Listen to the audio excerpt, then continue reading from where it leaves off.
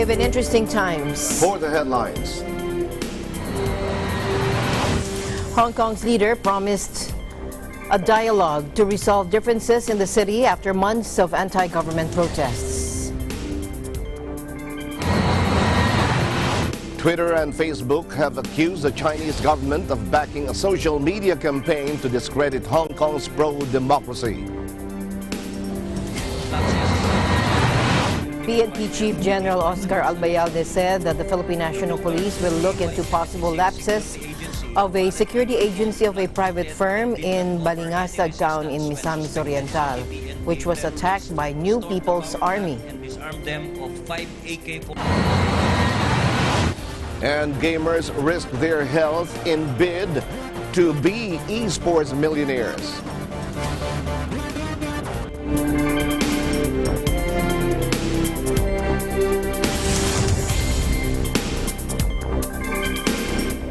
I'm Alma Angeles, wherever you're watching from around the world. Thank you very much for joining us. We welcome our viewers here in the Philippines and around the world. Good evening, everyone. I'm Sam Cepeda. And now to the news.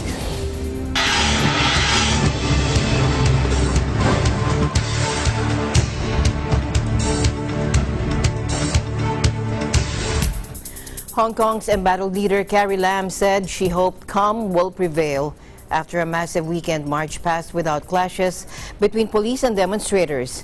But again, she refused to give ground to protesters' demands.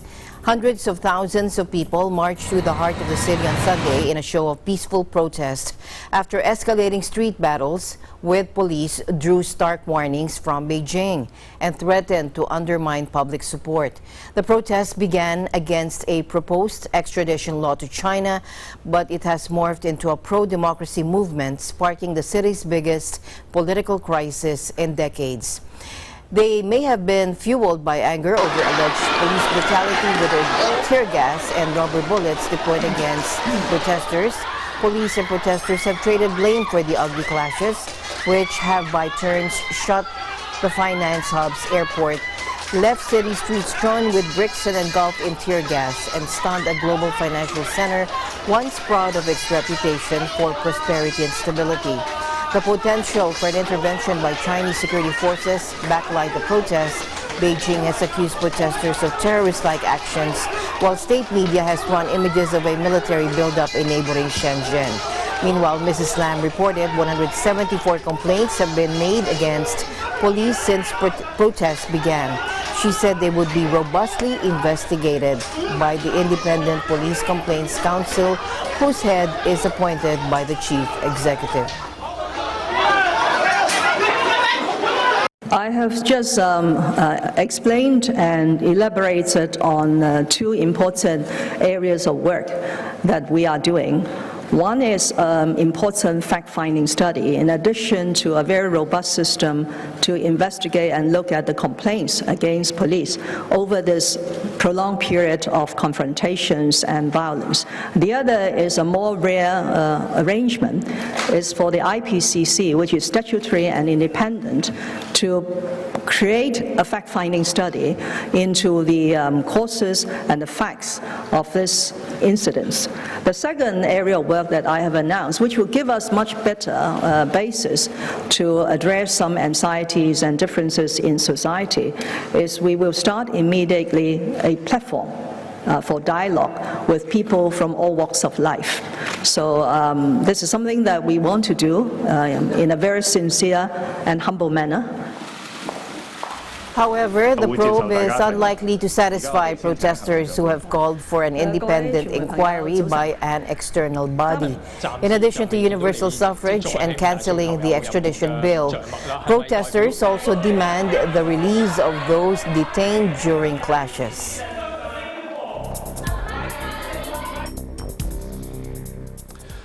China can expect more protests in Hong Kong, both violent and non-violent, in the coming weeks. But concessions by Beijing on just some of the activists' demands would cause the movement to wither, one analyst tells AFP. Watch this.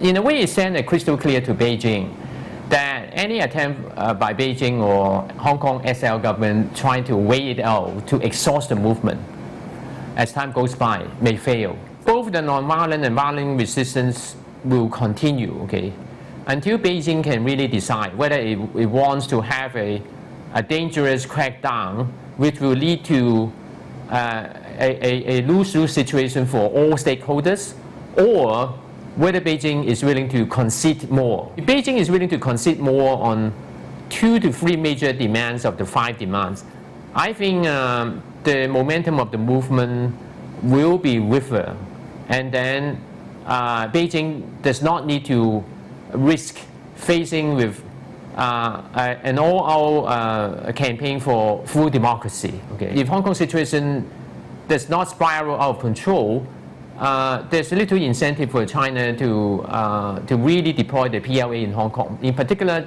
Beijing can have other alternative means, like they can send in some cover police, just mimicking Hong Kong police, okay, and then try to control the movement. Last week's deliberate blockade of the entry to the airport, or the like in the metro, I think they are very irritating for a lot of Hong Kong people. But it does not mean that the general support for the 5 demands towards the Hong Kong SL government would subside, because these are 2 different things, okay?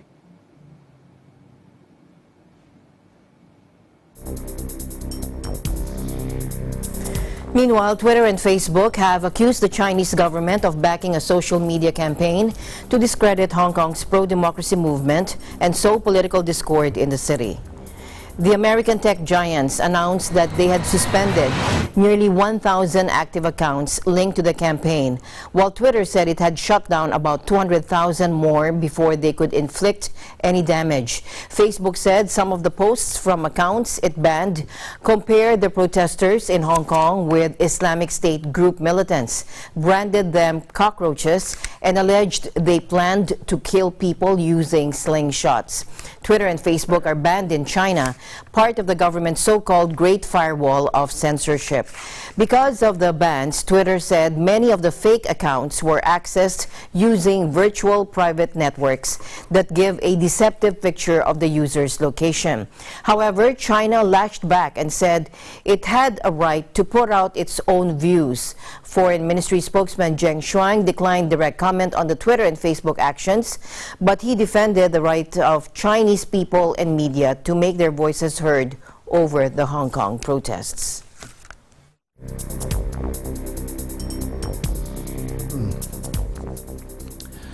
PNP Chief General Oscar Albayalde said that the Philippine National Police will look into possible lapses of a security agency of a private firm in Balingasag town in Misamis Oriental, which was attacked by New People's Army rebels.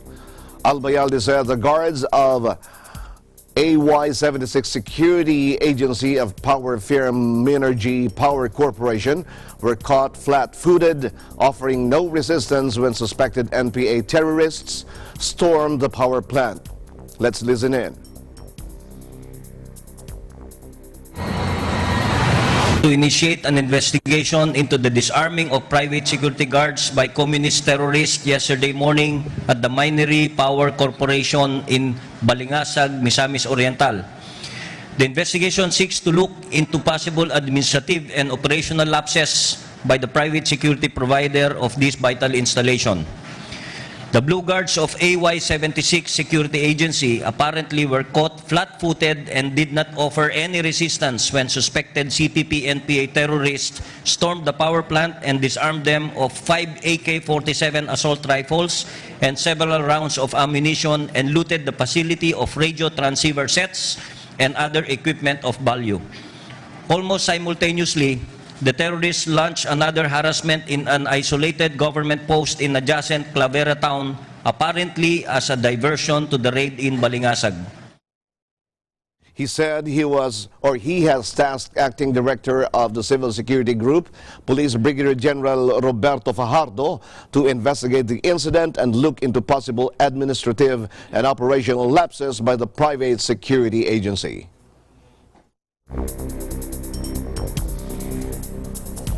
In other news, Indonesian authorities are hunting for more than 250 inmates who escaped a Papua prison set ablaze during violent riots as fresh protests broke out in the restive region. The prison break happened on Monday at several cities in Indonesia's easternmost territory, where an insurgency against Jakarta's rule has simmered for decades, saw rioting and protests triggered by the detention of dozens of Papuan students. About half of a 500-inmate prison in Sorong City fled their cells when the prison was set ablaze by angry protesters Monday, according to authorities. 258 inmates escaped and only 5 of them had returned by this morning, according to local Justice Ministry spokeswoman Marian Lande. Several prison employees were injured by rock-throwing prisoners as they tried to stop the escape, she added. Sorong, a city of some 220,000 people, was hit by mass protests on Monday, while in Manokwari, the capital of West Papua province, chaos broke out with the local parliament building torched and nearly reduced to ashes. While calm has mostly returned to the region, some 500 people rallied again in Sorong on Tuesday as police in riot gear fired tear gas and water cannons to disperse the crowds. This week's demonstrations were triggered by reports that authorities tear-gassed and detained some 43 Papuan University students in the Southeast Asian nation's second biggest city, Surabaya, on Saturday, Indonesia's Independence Day.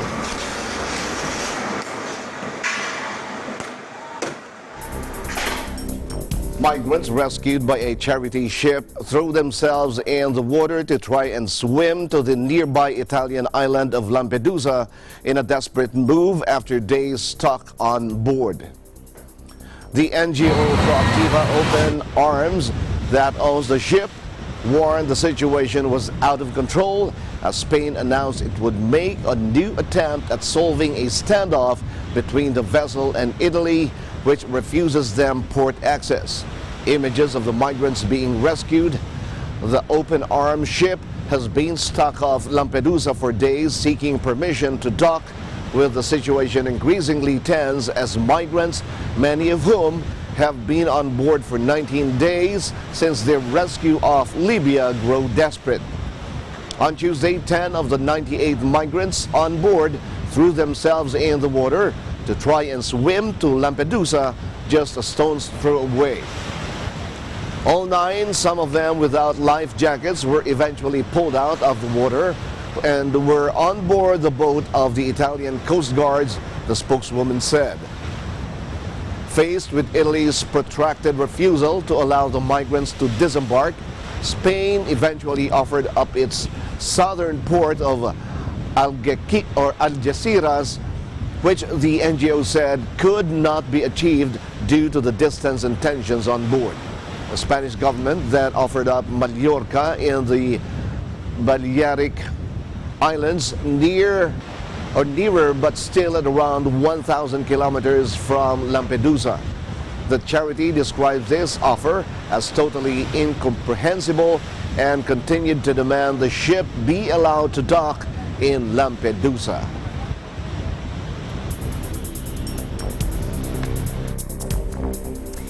Greenland Prime Minister Kim Kielsen said during a press conference with his Danish counterpart Mette Frederiksen that the island, a self-governing part of Denmark, is not for sale. This after U.S. President Donald Trump confirmed his interest in buying it. Take a look.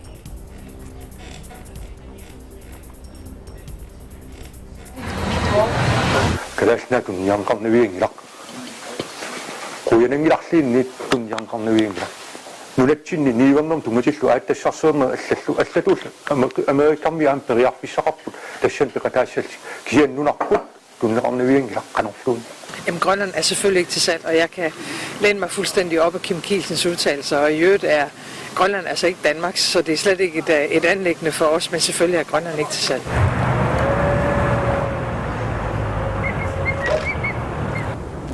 The Wall Street Journal reported on Thursday that President Trump had expressed interest in the self-governing part of Denmark, which is mostly covered in ice, asking advisors if it would be possible for the U.S. to acquire the territory. The president, a former real estate magnate, has been curious about the area's natural resources and geopolitical relevance. I don't know, it got released somehow. It's just something we talked about. Denmark essentially owns it. We're very good allies with Denmark. We protect Denmark like we protect large portions of the world. So the concept came up, and I said certainly I'd be, strategically it's interesting, and we'd be interested, but we'll talk to them a little bit. It's not number one on the burner, I can tell you that. Well, a lot of things could be done. I mean, essentially, it's a large real estate deal. A lot of things could be done. It's hurting Denmark very badly because they're losing almost $700 million a year carrying. So they carry it at a great loss. And strategically for the United States, it would be nice. And we're a big ally of Denmark, and we help Denmark, and we protect Denmark, and we will. In fact, I'm supposed to stop. I'm thinking about going there. I'm not necessarily definitely going there, but I may be going. We're going to Poland, and then we may be going to Denmark. Not for this reason at all, but we're looking at it. It's not number one on the burner.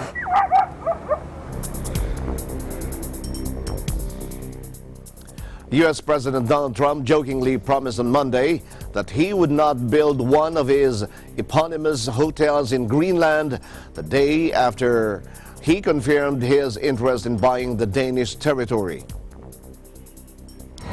Trump tweeted a meme depicting the Golden Trump International Hotel, Las Vegas, towering over modest, primary colored houses along a rocky coast. "I promised not to do this to Greenland," he wrote. Trump's son Eric also shared the meme on Instagram. The meme first appeared on Twitter Thursday with the caption, "Greenland in 10 years." It was shared after the Wall Street Journal reported the president's interest in buying the island. On Sunday, Trump confirmed his interest in doing so, but said it was not a priority for his administration. So the concept came up, and I said certainly I'd be, strategically it's interesting, and we'd be interested, but we'll talk to them a little bit. It's not number one on the burner, I can tell you that. Denmark colonized the 772,000 square mile, or that's 2 million square kilometers, island in the 18th century. It is home to only about 57,000 people, most of whom belong to the indigenous Inuit community. Greenland's Ministry of Foreign Affairs insisted Friday the resource-rich island was ready to talk business but was not for sale.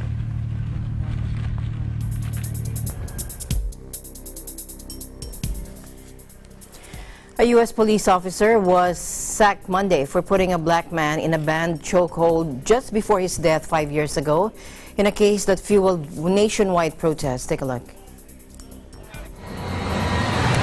In this case, the unintended consequence of Mr. Garner's death must have a consequence of its own.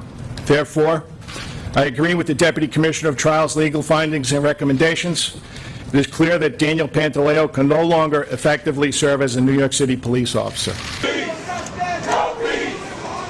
New York Police Commissioner James O'Neill told reporters Daniel Pantaleo was dismissed from the force over the death of Eric Garner during an arrest back in July 2014. The incident stimulated Black Lives Matter protests, which called for police to be held accountable for the deaths of unarmed African Americans in custody or facing arrest. Garner's last words, "I can't breathe," became a rallying cry for the demonstrators.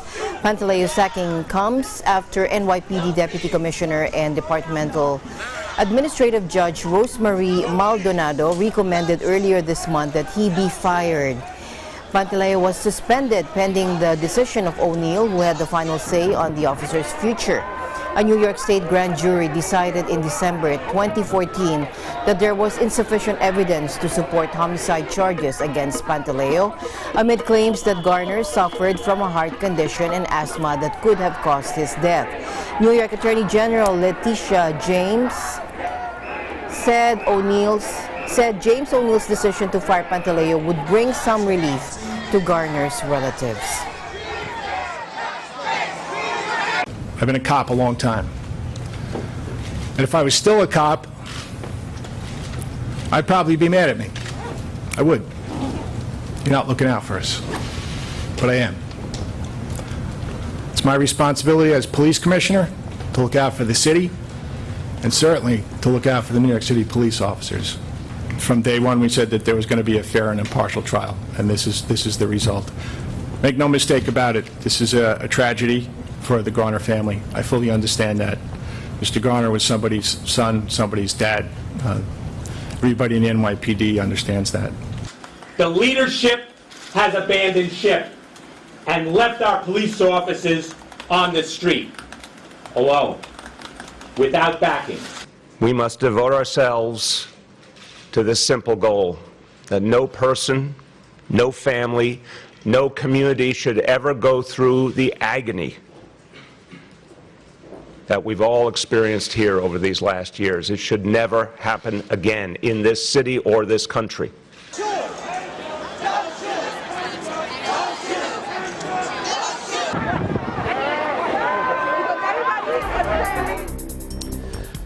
Disgraced financier Jeffrey Epstein wrote a will 2 days before he died, putting his $578 million in assets into a trust with unnamed beneficiaries, the New York Post reported Monday.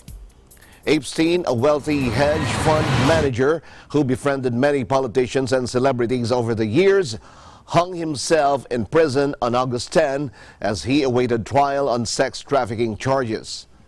On August 8, he signed a last will and testament filed in the Virgin Islands, where he owned a private island, transferring his wealth into the 1953 trust, the Post reported. It posted a copy of the will online, showing that Epstein claimed he had more than $56.5 million in cash, equities of over $300 million, as well as a fixed income of more than $14 million. Epstein also listed 6 luxury properties, including in New York, Florida, and Paris, and more than $18 million in aviation assets, automobiles, and boats, the Post added. The document did not name any listed beneficiaries. Bloomberg News reported that the move could make it more difficult for Epstein's alleged victims to sue his estate. Several women have filed lawsuits seeking damages for sexual abuse. Epstein was accused of trafficking girls as young as 14 for sex. He denied the charges but faced up to 45 years in jail if found guilty. The Post's report came as the New York Times released new details about Epstein's final days in Manhattan's high-security Metropolitan Correctional Center. Citing sources, the newspaper said he hated his vermin-infested cell so much that he paid for lawyers to meet him for up to 12 hours a day in a different room. He rarely washed and slept on the floor instead of his bed, they said. The U.S. Justice Department and the FBI are investigating how one of America's most high-profile prisoners was able to kill himself just weeks after an apparent earlier suicide attempt.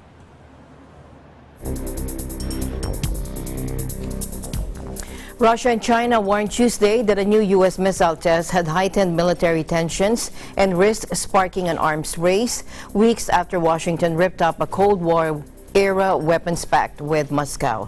The U.S. and Russia ditched the Intermediate Range Nuclear Forces, or INF, treaty this month after accusing each other of violating the accord. Now, Washington said the agreement also tied its hands in dealing with other powers such as China. The U.S. Department of Defense announced on Monday it had tested a type of ground-launched missile that was banned under the 1987 INF agreement, which limited the use of nuclear and conventional medium-range weapons. Russia's Deputy Foreign Minister Sergei Ryabkov told state news agency TASS, quote, the U.S. has obviously taken a course towards escalation of military tensions. We won't react to provocations. We will not allow ourselves to get drawn into a costly arms race. Ryabkov also said the test showed Washington had been working on such missiles long before its official withdrawal from the deal. Meanwhile, in Beijing, Chinese Foreign Ministry spokesman Geng Shuang said this measure from the U.S. will trigger a new round of an arms race, leading to an escalation of military confrontation. He also warned that the test will have a serious negative impact on the international and regional security situation.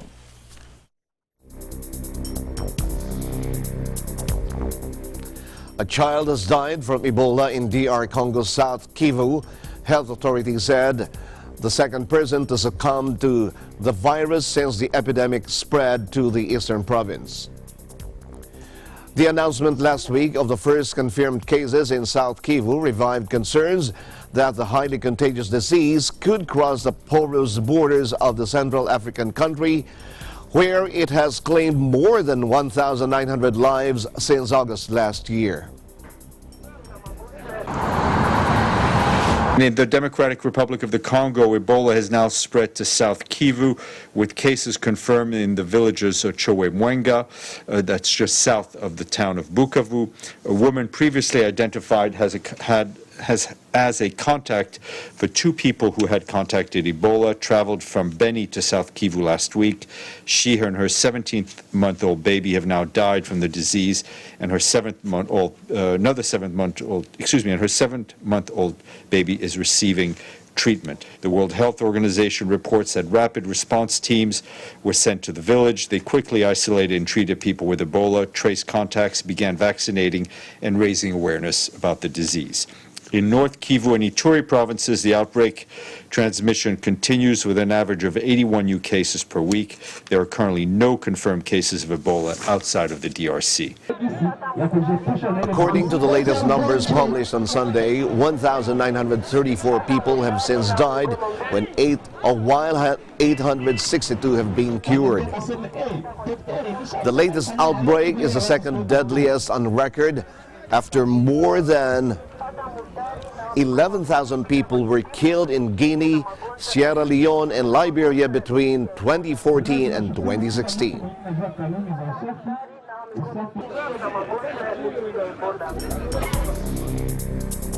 In other news, New Zealand police hosted a ceremony for Wellington City Mayor, awarding him as a White Ribbon Ambassador. Our EBC correspondent Greg Besa, who was an awardee himself 2 years ago, reports. The New Zealand police takes pride of its important role in the country. Other than maintaining public safety, peace and order, and preventing crimes and car accidents, it is also working actively with various organizations to ensure that the people of New Zealand are not only safe, but also they feel safe. This is the very reason why the New Zealand Police is supporting the White Ribbon Organization on its campaign against violence on women, and the Wellington Phoenix Football Club on its diversity and inclusion program for communities. In the early evening of Tuesday, 13th of August, the New Zealand Police hosted a ceremony for Wellington City Mayor Justin Lester on becoming a White Ribbon Ambassador. No other than the highest-ranking official of the New Zealand Police, Police Commissioner Mike Bush, who welcomed the guest at the New Zealand Police Headquarters, which is considered as one of the most secured and protected buildings in the country. Those in attendance were senior police officers, some Wellington Region's mayors and White Ribbon ambassadors, and key officials from legislative, executive, and judiciary branches of government, and from social-civic organizations like the Wellington Phoenix Football Club, among others. Prior to presenting the White Ribbon Ambassador's pin to Mayor Lester, Chief Ombudsman and patron of White Ribbon, Judge Peter Bouchier, lauded the mayor for his dynamic leadership in leading the people and the local government of Wellington City. He also commended the mayor for being a role model on his undertakings, either as public official or a family man on his private life. On the part of Mayor Lester, he was grateful for his nomination and eventually his conferment as a White Ribbon Ambassador. He promised to continue doing his works, especially in promoting the rights of women and children in the city. This is really important for me. To be a White Ribbon Ambassador means it provides me with a platform that I can stand up and speak out and make sure that men are protecting women, not being violent towards them. Look, I'm a son, I'm a dad, I'm a husband, and I want to make sure that the women in my life are protected. But that equally applies to every single man, to every daughter, to every mother, to every wife in the country. We all look after them. On the part of other white ambassadors who witnessed the ceremony, they extended their warm congratulations to Mayor Lester as they made their respective commitments to working hard in ending violence against women. In New Zealand is really important because it's about changing the attitudes and behaviour of mostly our men to end men's violence towards women. We have one of the worst rates of family violence towards women in the developed world. So what we try and do is get other men talking to men to change those attitudes and behaviour. And just recently we've brought on two new programs. One is White Ribbon accreditation, so we're also getting businesses on board, and our White Ribbon Youth Ambassador project, which gets a change in young people's attitudes as well as making sure that they understand what they can do to help end violence. It's a real honour to be a White Ribbon Ambassador, and even more of an honour because I am the Mayor of Porirua. Being a mayor is being the leader of your city, but also setting the example. And being a White Ribbon Ambassador, whether you're a mayor or not, sets that example of how men should treat women and children respectfully, caringly and with love. And I've made that commitment as the Mayor of Porirua, and I hope to set that example, not one of being perfect, but one of showing how men can actually, in reality, what they can do to make women and young women feel comfortable and feel unthreatened and supported in their community. And it's such an honour, even though it is a responsibility as mayor, to be able to do that into your city. So I take this very seriously, but I also take the good feelings that I get from being able to share, to be able to support young men in the same role, but also to one-on-one help others that have the same issues when it comes to dealing and respecting women, being able to help my brothers and my sons and how they should be respectful. It's actually really important to be a White Ribbon Ambassador. In the later part of the ceremony, a Distinguished Services Award was given to the Wellington Phoenix Football Club for its commitment to the diversity and inclusion program for communities. As part of this program, families from various backgrounds were given free season passes to watch football games, as they were provided with transportation assistance to and from the venue, among others. Both David Dong, the football club's general manager, and Kerry Prendergast, a board member of the football club, received the award. Inspector Rakesh Naidoo, the New Zealand Police Principal Advisor for Partnership and Engagement, Maru Pacific and Ethnic Services, and was the one who organized the ceremony, conveyed his gratitude to those who attended the event, as he commended and emphasized the advocacy of the White Ribbon organization in ending violence against women, and the community program of the football club, which encourages social inclusion and cohesion despite diversity in society. He also thanked New Zealand Police Deputy Commissioner for Maori, Pacific and Ethnic Services, Wali Wahumaha, for his support in making the hosting of the ceremony possible. We're very fortunate tonight to host a White Ribbon function where we were able to give Mayor Justin Lester, the worship of Wellington City, his White Ribbon. It means a great deal for us to have significant leaders like him take a leadership role in promoting a message of peace and making sure that family violence is addressed, particularly by men. Men taking a leadership role to speak out against family violence. Also tonight we were able to have a program to thank the Wellington Phoenix for their diversity and inclusion program. This program is really fostering social inclusion for diverse communities in Wellington, where they are able to come to the games at the Phoenix and get free train transport, have free Wi-Fi in the stadium, and have their season passes paid for. They're now going to be linking them up to local football clubs, and in that way they're able to bring our communities together to get to understand and know one another. So whether you're on the field or whether you're off the field, you want to make sure that family violence is firstly addressed, and secondly that we are contributing to good social inclusion outcomes for our communities. The New Zealand Police, guided by its vision, Safer Communities Together, will continue to collaborate productively with partners to making New Zealand as a great country to live in, wherein peaceful and harmonious relationship prevails between and among members of communities, regardless of their gender, sexual orientation, and cultural background. From the New Zealand Police Headquarters in Wellington, New Zealand, this is Greg Bessa. I am and will always be one with 25. Keep it here on Eagle News International. We'll be right back after this break.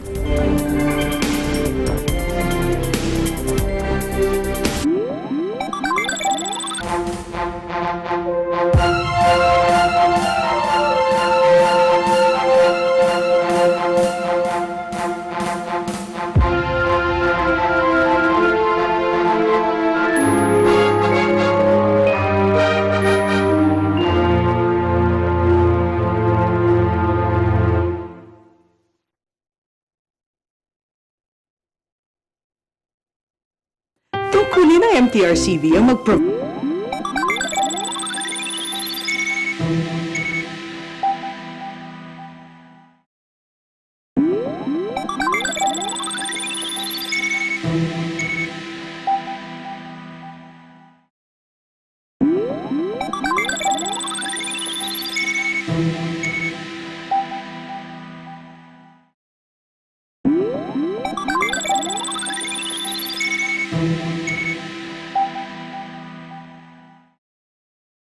Monday to Friday, 2 to 2:30 p.m.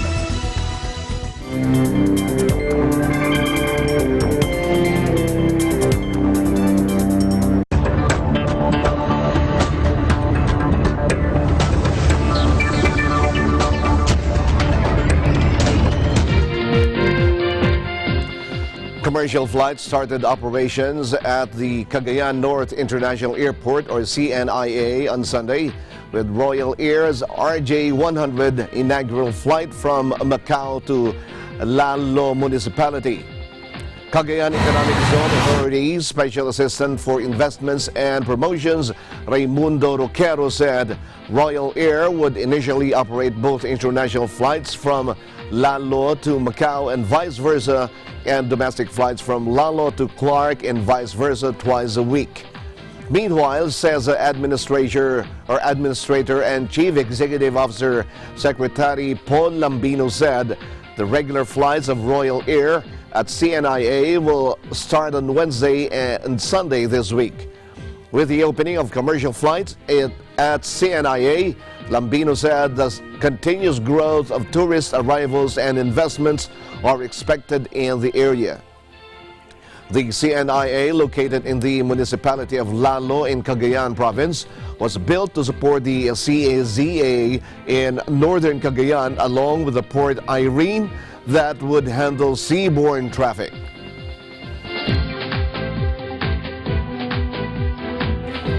Chinese telecom giant Huawei has been given a 90-day reprieve on the ban from buying U.S. technology, according to Commerce Secretary Wilbur Ross. Now, there's another 90 days where the U.S. telecom companies, some of the rural companies, are dependent on Huawei, Ross said on Fox Business News Network. We are giving them more time to wean themselves off, he said. The new deadline for implementing the ban is November 19, but it doesn't signal a change in U.S. concerns that Huawei equipment poses a national security threat or lift a general prohibition on the use of its market-leading next-generation 5G systems in the U.S.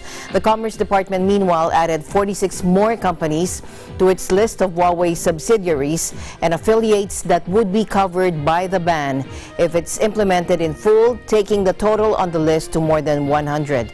He said, as we continue to urge consumers to transition away from Huawei's products, we recognize that more time is necessary to prevent any disruption. He said this in a statement.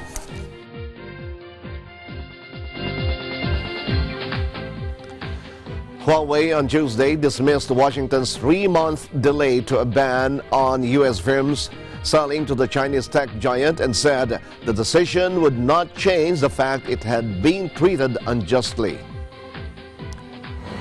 The U.S. Commerce Department effectively suspended for a second time tough rules stopping the sale of components and services to the telecom's Citing and a prohibition on buying equipment from it. However, it also said it would add 46 more companies to its list of Huawei subsidiaries and affiliates that would be covered by the ban if it is implemented in full, taking the total on the list to more than 100. The original ban was announced earlier this year by U.S. authorities who claim it provides a backdoor for Chinese intelligence services, something the firm denies. It's clear that this decision, made at this particular time, is politically motivated and has nothing to do with national security, Huawei responded in a statement, adding that the actions violate the basic principles of free market competition. They are in no one's interests, including U.S. companies. Attempts to suppress Huawei's business won't help the United States achieve technological leadership, Huawei said. The extension of the temporary general license does not change the fact that Huawei has been treated unjustly. Monday's move means Huawei can continue to buy U.S.-made semiconductors and other materials crucial to its phones and network equipment, and that U.S. telecommunication companies can continue to buy Huawei's networking equipment.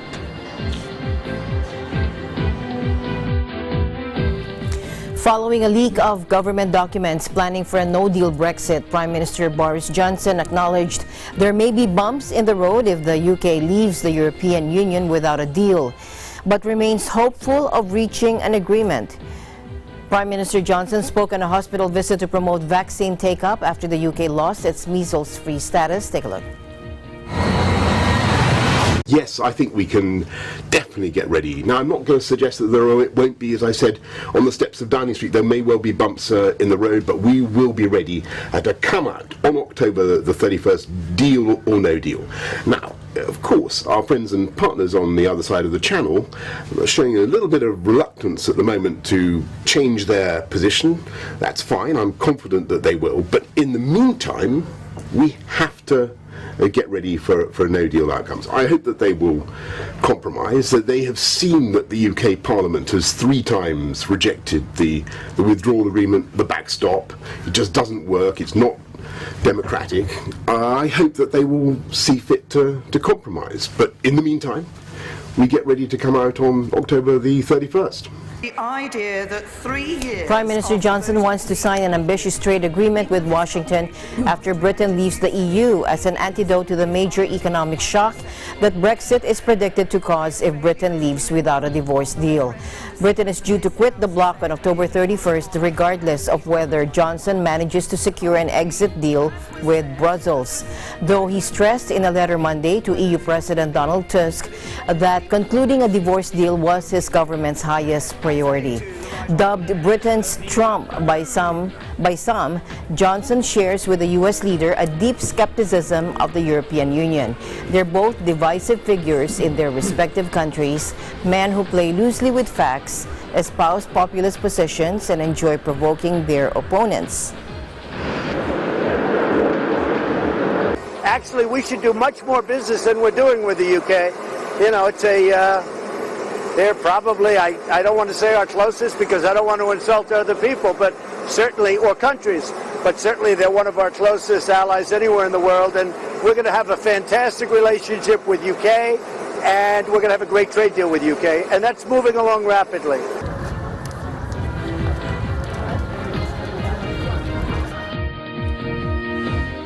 The EU gives a chill response to British Prime Minister Boris Johnson's letter demanding the scrapping of the Irish border backstop plan to achieve a Brexit deal, saying he had offered no workable alternative. The EU on Tuesday rejected British Prime Minister Boris Johnson's demand to scrap the Irish border backstop plan to achieve a Brexit deal, saying he had offered no workable alternative.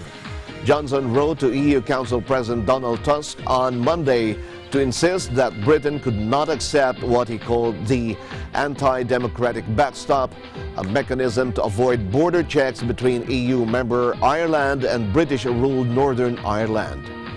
Since taking office last month, Johnson has been adamant Britain will leave the EU on October 31, come what may, and has stepped up preparations for a chaotic no-deal departure that could cause major economic disruption. But the European Commission, the EU executive, which has led Brexit negotiations with London, dismissed the proposal in Johnson's letter that the backstop could be replaced with a commitment to find alternative arrangements. From the Commission side, we welcome the UK government's engagement and continued commitment to an orderly withdrawal. We firmly believe that this is in the best interests of both the EU and the UK. However, we also note that the letter does not provide a legal operational solution to prevent the return of a hard border on the island of Ireland. It does not set out what any alternative arrangements could be, and in fact it recognises that there is no guarantee that such arrangements will be in place by the end of the transitional period.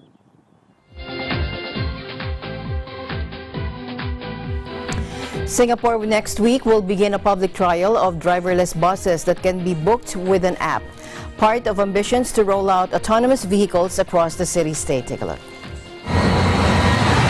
The autonomous bus that we have built up using our own engineering capability in Singapore comprises of a suite of sensors like the laser, the radar, and we fuse the information together, and that allowed the autonomous bus to know where it was, where is it going, and we'll do the planning for the bus.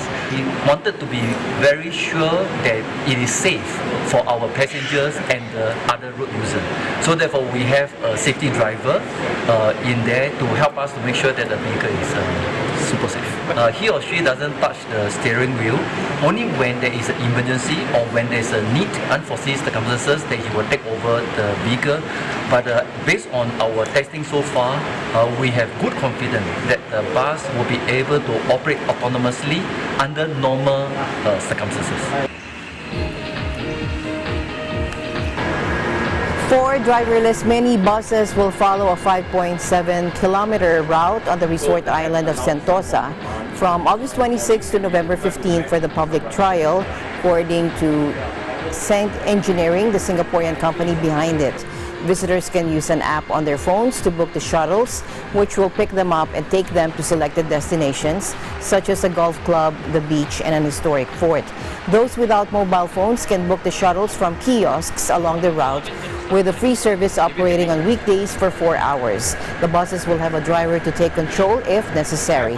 At a demonstration on Tuesday, 2 of the vehicles negotiated a roundabout with little difficulty and stopped at intersections on a main road to allow cars to pass. They can operate in moderate rain but have to stop during heavy downpours, which are common in the tropical Southeast Asian city. The company aims to roll out the shuttles in a few years' time to other parts of Singapore to transport people from home to subway stations and back, and hopes they can help tackle a shortage of drivers in the city-state.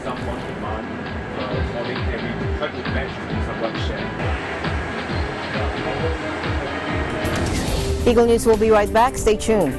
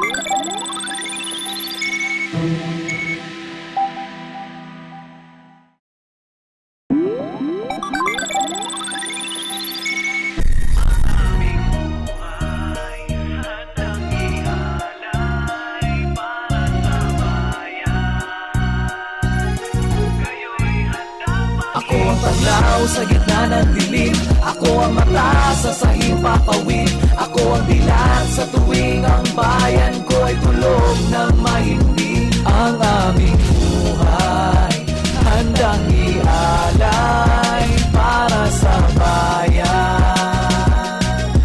Kayo'y handang maglingkuran. Join us in celebrating the 72nd anniversary of the Philippine Air Force.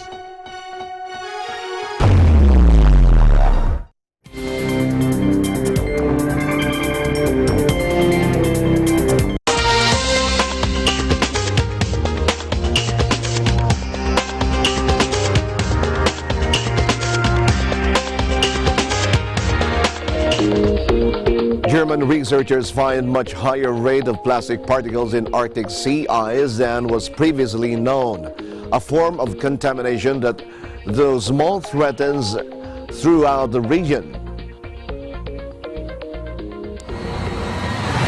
Scale, basically, where we used to just see plankton and zooplankton, now we're seeing quite a bit of plastic, both in the seawater, but now in the sea ice itself. And that's one thing that's interesting about sea ice. It's kind of a concentrator of everything that's in the water. It turned out there was so much plastic that you could look at it with your naked eye and just see all of the beads and the fibers and the filaments. It is regarded as one of the last pristine environments on Earth, but now microplastics found in the Arctic seem to have fallen from the sky. Scientists say these tiny particles could be airborne across vast distances, raising concern over the potential risks to both human and animal health. Every year, several million tons of plastic litter course through rivers and out to the oceans, where they are gradually broken down into smaller fragments through the motion of waves and the ultraviolet light of the sun. Even knowing what we knew about the occurrence of plastic in ice and the ubiquity of plastic, for us it was kind of a punch to the stomach to see what looked like a normal sea ice core in such a beautiful, pristine environment, but just chock full of this material which is completely foreign to the environment. Scientists used an infrared imaging technique to analyze samples collected between 2015 and 2017 from floating ice in the Fram Strait off Greenland, visiting 5 floes by helicopters or dinghies. They then compared these with samples taken from remote Swiss Alps and Bremen in northwest Germany. Concentrations of the microparticles in the Arctic were significantly lower in the European sites, but still substantial. Their hauls included fragments of rubber tires, varnish paint, and possibly synthetic fibers. The researchers said more work needs to be done to understand the full impacts of airborne microplastics. Melanie Bergman, lead author of the paper published in Science Advances, said, once we've determined that large quantities of microplastic can also be transported by the air, it naturally raises the question as to whether and how much plastic we're inhaling. Since 2014, it's been known that plastic is appearing in sea ice. It's been found in the Central Arctic, in the Beaufort Gyre, and in the Eurasian basin. And so we were curious to know whether similar occurrences of plastic would happen in the Northwest Passage. We have been able to sample ice cores from multi-year ice and from first-year ice here in the Canadian Arctic archipelago, and I think this is the first time that we can show people the presence of microplastic in this area.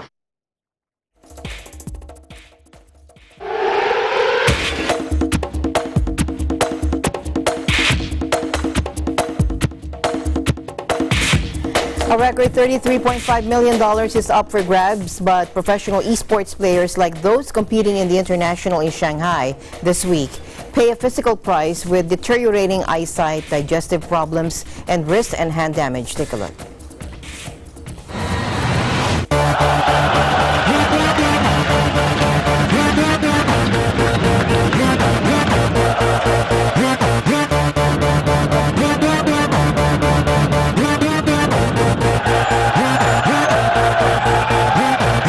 Yeah, I need to do, but I don't do. I need to do, something like this every time, but I don't do it.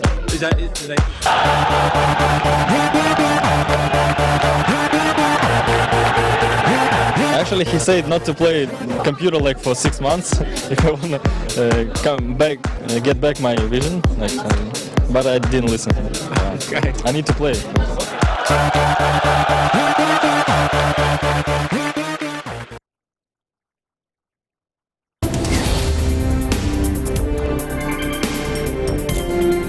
Wow, that's dangerous. Don't forget to like us on Facebook, follow us on Twitter and Tumblr. Also check out our boards on Pinterest and pictures on Instagram. I'm Sam Cepeda. Thanks for joining us. And that's it for tonight's broadcast. I'm Alma Angeles and we're 1 with 25.